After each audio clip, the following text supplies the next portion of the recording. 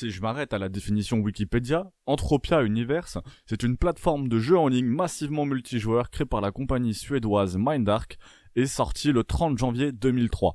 Donc effectivement, ça a déjà quand même quelques années, 21 ans déjà. Cette plateforme permet à toute société de créer son propre monde virtuel. Elle est actuellement constituée de 5 planètes et de 4 astéroïdes, d'autres étant en cours de développement. Le métaverse dans lequel évoluent les joueurs possède une économie réelle, dans laquelle la monnaie virtuelle, le PED, ou projet Entropia Dollar, peut être converti en vrai dollar sur la base de 10 PED 0,9 USD, frais de retrait de 10% inclus. Donc qu'est-ce que ça veut dire? C'est-à-dire que quand vous retirez un PED, donc qui est la monnaie du jeu, en fait, vous avez 90 centimes, grosso modo, si je comprends bien. Après, on peut arrondir et simplifier la chose en disant qu'un PED, c'est égal à 1 euro ou à 1 dollar. Salut à tous, Carré pour une nouvelle vidéo. J'espère vraiment qu'elle vous plaira parce que ça change un peu de ce que je fais d'habitude. Je suis tombé sur une vidéo sur une chaîne anglaise assez connue, 116 000 abonnés. Le mec s'appelle John, J-A-U-W-N. Et en fait, il a fait une vidéo justement...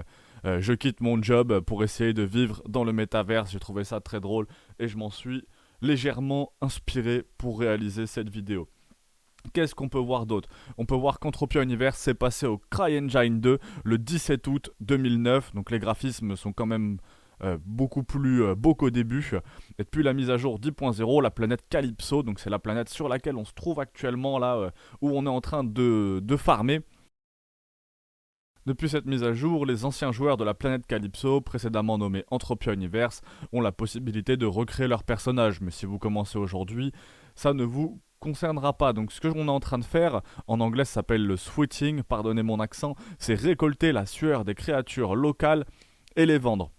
C'est une des seules activités quasiment gratuites qu'il y a dans ce jeu. En activité gratuite, on a aussi la récolte de barils de pétrole, la recherche de fruits, bouses et cailloux, et également le commerce. Après, on a des activités payantes comme la chasse, le mining ou l'artisanat, mais il faut savoir qu'on peut chasser gratuitement au début. Je crois que les balles coûtent pas si cher que ça. Donc on reste quand même sur un free-to-play. Moi pour l'instant j'ai pas mis un seul euro dans le jeu. Et comme vous pouvez voir sur mon inventaire, il me reste 1 euro. Ça me permet encore de m'acheter des munitions.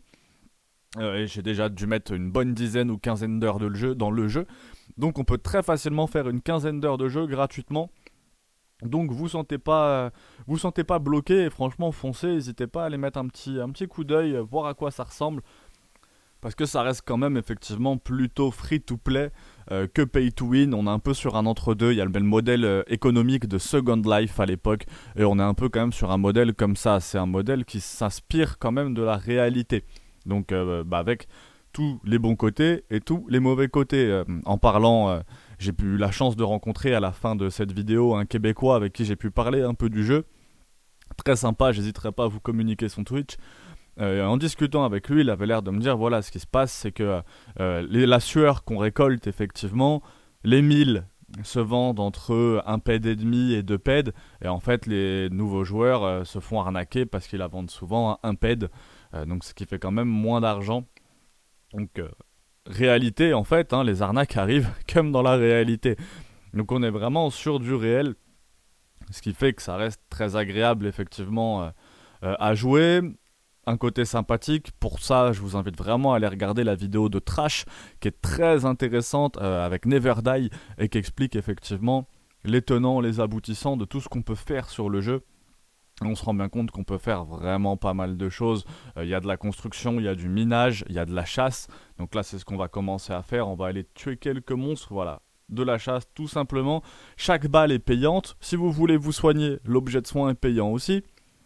Il me semble que le droit d'entrée, par contre, étant donné que j'ai pas encore mis d'argent dans le jeu, pour l'instant c'est des suppositions, mais je crois que c'est pas énorme. Il me semble que pour 10 ou 20 balles, on peut avoir des munitions quasiment illimitées ou de quoi jouer au moins 10 heures, donc ou 15 heures. Donc on n'est pas sur des prix qui défient toute concurrence.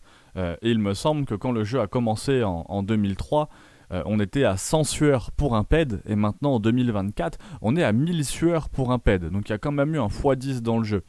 Ce qui fait, c'est pas rien. Alors maintenant avec les cryptos, tout le monde a l'impression de vouloir viser des x100 ou des x150 facilement. Mais ça reste intéressant, puis je trouvais ce côté MMORPG, ce que je trouve intéressant dans ce côté-là, c'est qu'on peut farmer en fait, et que pour une fois, c'est du on farm utile. Alors après, effectivement, il y a toujours des débats, si votre connexion internet et l'électricité coûtent plus cher que ce que ça vous rapporte de farmer toute la journée là-dessus, ça a plus aucun intérêt. Mais ça, n'hésitez pas à en parler en commentaire, à mettre vos avis dessus. C'est la première vidéo également que je tourne moi sur ce jeu. N'hésitez pas à mettre en commentaire s'il y a des choses que vous souhaitez savoir sur le jeu ou même d'autres vidéos, effectivement, si vous en préférez une sur Sandbox, une autre sur le Pokémon, mais en vrai combat. N'hésitez pas vraiment à mettre tout ça en commentaire. Après ça, c'est vraiment classique, c'est le truc de tous les youtubeurs quasiment. Donc je regardais le temps, ça passe quand même super vite. Là on a les différents terminaux donc qui peuvent servir à réparer les objets, également à acheter des nouveaux, à vendre aussi ce qu'on récolte. Voilà, on peut voir un peu, donc j'ai plus le nom, mais en gros c'est ce qu'on récolte sur les monstres. Et ça permet de se revendre pour faire des sous, donc c'est pas mal. Et voilà, donc c'était surtout pour ça, l'utilité première de cette vidéo, moi c'est de faire découvrir un peu quand même à tous les gens le play to earn, donc jouer pour gagner, hein, très simple. Et effectivement, le métaverse, entre guillemets, alors là, en tropias parce que c'est un bon délire. Mais n'hésitez pas à aller vous renseigner. Je peux faire des vidéos sur Sandbox, sur Axie Infinity. Axie Infinity, j'avais beaucoup aimé. Aussi bien le système de jeu au tour par tour. C'est un jeu un peu, souvent je disais, un Summoners Wars où en fait ces persos ont une valeur.